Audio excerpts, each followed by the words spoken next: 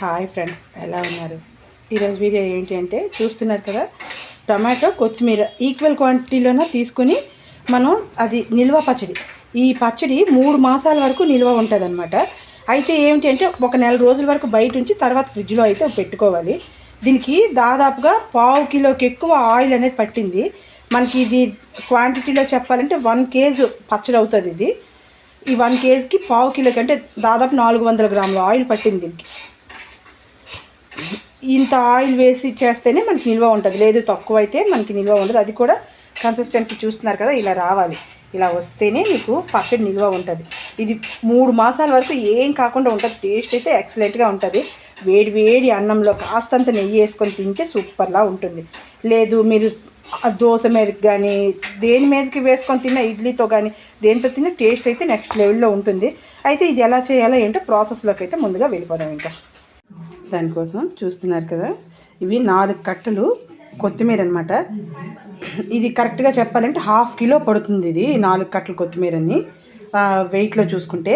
దానికి అలాగే 1/2 కిలో టమాటాలు అనమాట. టేస్ట్కి తగ్గ సాల్టు, మీ స్పైసెస్ తగ్గట్టు రెడ్ చిల్లీ పౌడరు, ఇంత అల్లం ముక్క, ఇంత బెల్లం ముక్క, ఇంత చింతపండు, అలానే ఇవ్వండి ఎండుమిర్చి తాలింపు కోసంకి, ఒక్క తెల్లుల్లిపాయ.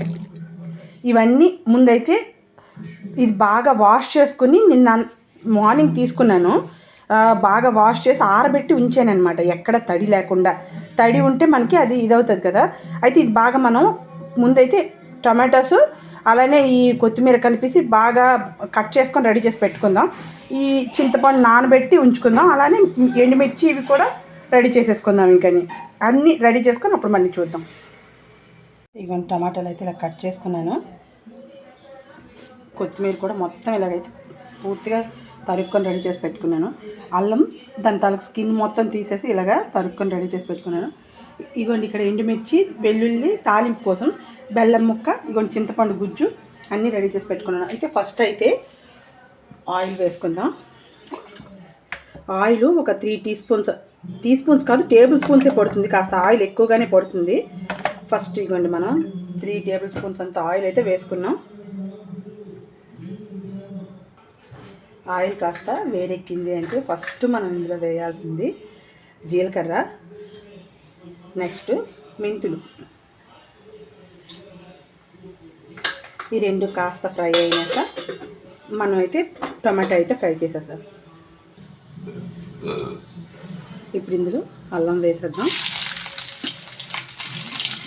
మెంతులు బాగా ఫ్రై అవ్వాలి, లేకపోతే మనకి చేదు వచ్చేస్తుంది అన్నమాట చట్నీ మొత్తం. ఇప్పుడు ఇందులో టమాటాలు కూడా వేసేద్దాం.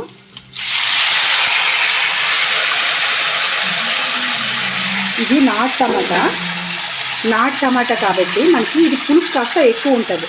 సో నాకు అందుకని చింతపండు కాస్త తక్కువగా వేసుకున్నాను అనమాట.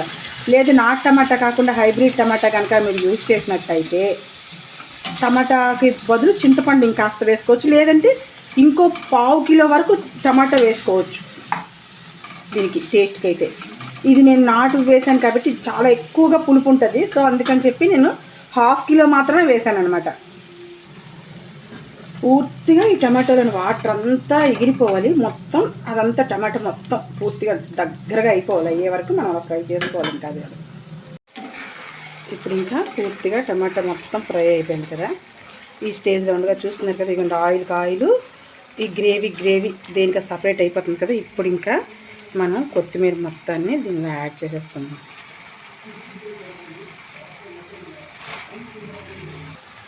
ఇప్పుడు ఒకసారి బాగా మిక్స్ చేసుకుందాం.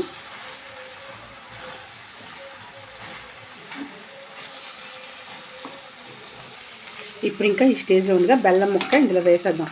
ఎందుకంటే బెల్లం దేనిలో మనం వేసినా కూడా, కర్రీస్లో కానీ చట్నీస్లో కానీ దేనిలో వేసినా కూడా అది మనకి ఈ వీటితో పాటు ఫ్రై అయితేనే టేస్ట్ అనేది సూపర్గా వస్తుందన్నమాట.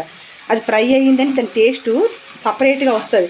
లేదు మనం మిక్సీ చేసినప్పుడు వేసామంటే అది వేరే టేస్ట్లో ఉంటుంది. దీంతో పాటు ఫ్రై అయితే టేస్ట్ మొత్తం అంతా బాగా పడుతుంది కదా, టేస్ట్ సూపర్లా ఉంటుందన్నమాట. ఇప్పుడు ఈ స్టేజ్లో ఉండగా ఇంకా చింతపండు పులుసు కూడా వేసేద్దాం. ఎందుకు అంటే చింతపండు కూడా మనకి ఉడికిపోవాలన్నమాట బాగానే. ఇప్పుడు ఇంకా టేస్ట్కి తగ్గ సాల్ట్ కూడా ఇప్పుడు ఇందులోనే యాడ్ చేసేద్దాం. ఈ చట్నీ చేయాలంటే కాస్త టైం టేకింగ్ బాగా తీసుకుంటుంది.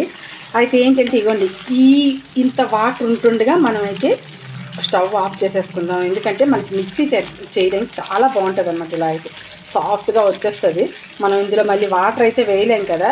అయితే మనం మిక్సీ పట్టినాక మళ్ళీ దగ్గరగా చేసుకోవాలి. తాలింపు వేస్తాం కదా, తాలింపు పెట్టిన తర్వాత అప్పుడు మనం మళ్ళీ దగ్గరగా చేసుకోవాలి.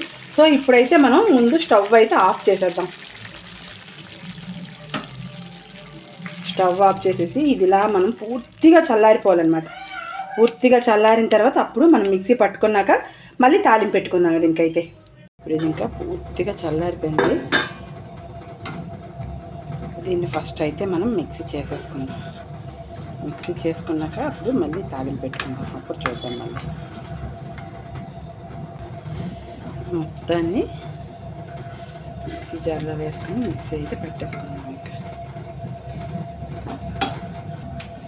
ఇంకా మిక్స్ చేసి తెచ్చుకున్న తర్వాత మళ్ళీ తాలింపు పెట్టుకుందాం. ముందైతే కడాయి పెట్టుకుందాం. దీనికి మళ్ళీ మరొక 3 టేబుల్ స్పూన్స్ అయితే ఆయిల్ పడుతుంది, వేద్దాం. మళ్ళీ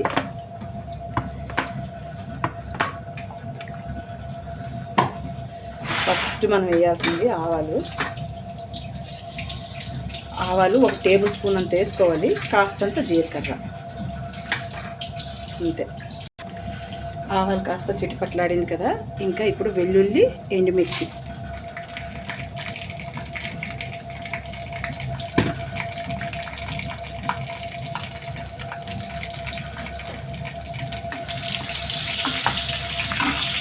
ఇప్పుడు ఇంకా ఇందులో కాస్తంత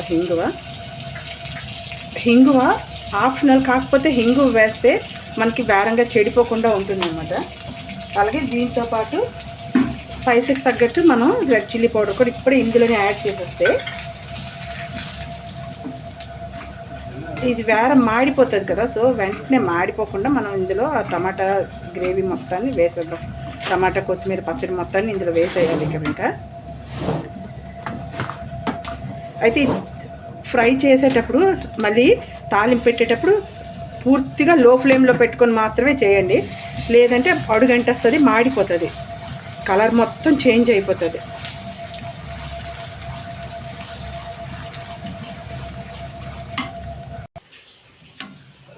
చూడండి, గ్రేవీ ఆయిల్ తేలిపోయింది కదా. ఇంకా స్టవ్ ఆఫ్ చేసేద్దాం. ఆఫ్ చేసేసి చల్లగా అయ్యాక అప్పుడు ఒక 8 కంటైనర్లో తీసుకుందాం. ఇప్పుడు ఇంకా పూర్తిగా చల్లారిపోయింది, చూస్తున్నారు కదా.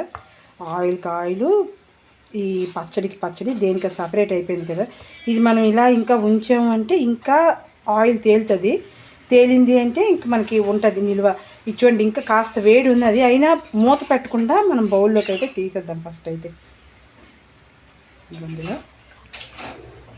ఓకే ఫ్రెండ్స్, ఈ వీడియో కనుక మీకు నచ్చితే లైక్ చేయండి, షేర్ చేయండి, సబ్స్క్రైబ్ చేయండి, ట్రై చేయండి, కామెంట్ చేయండి. Watch our channel Keerthi creatives.